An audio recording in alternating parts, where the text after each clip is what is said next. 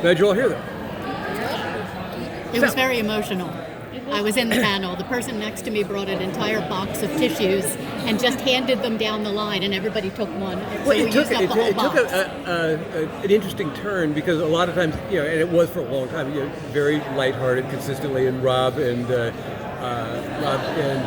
Rich are so good at setting you up. Yeah. But then they came towards the end of it, and they asked the guys to actually be profound and reflect on what they were leaving behind and what they hoped they'd achieved. And it just, you could feel the mood just shift, and people started getting really emotional. It was very interesting.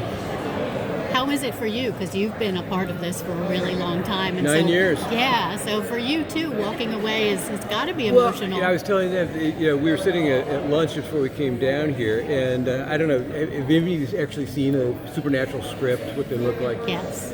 At the end of the last page of every Supernatural script says, "To be continued," ... It doesn't say the end or any whatever, fade out. It says, "To be continued," and I turned to Andrew and said, you're writing the script that for the first time in Supernatural history will say the end. Oh. And I thought, and we all just sat there for a moment. And yeah. So it's tricky. So I've been asking this question a couple of times now because I like finding out what it was for you. The moment you realized just how massive this show was and how important in history of television it is, because it's the longest running genre show pretty much of all time.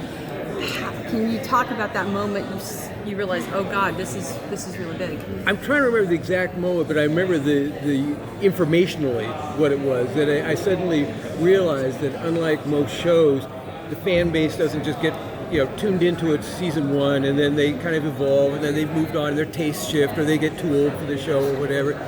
But not only were those people not doing that, but then a new generation was finding the show, and that almost never happens.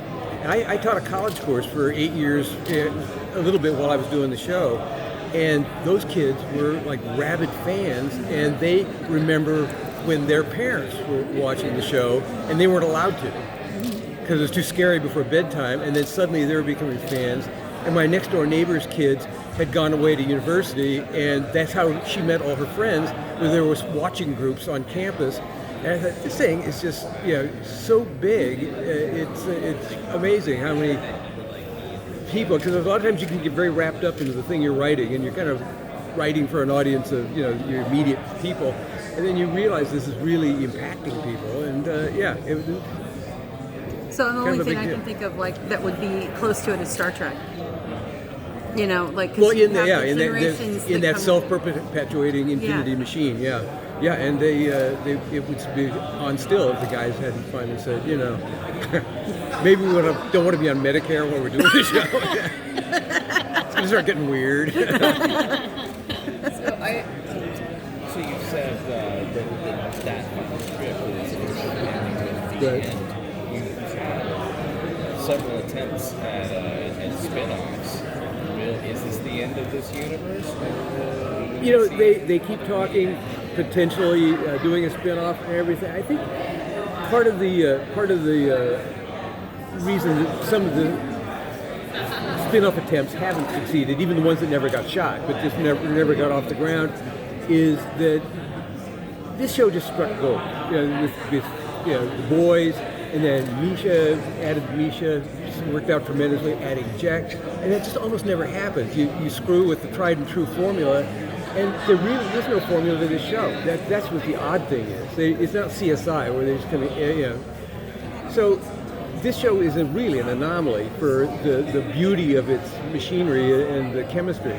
So every time you pitch a Supernatural spin-off or you shoot one, it's very difficult to rise to that level. And obviously some of them haven't worked for other reasons, but just in measuring it against the original, it's not the same. And you want a great sequel to at least resonate with what made the original fantastic. And this one is such an odd,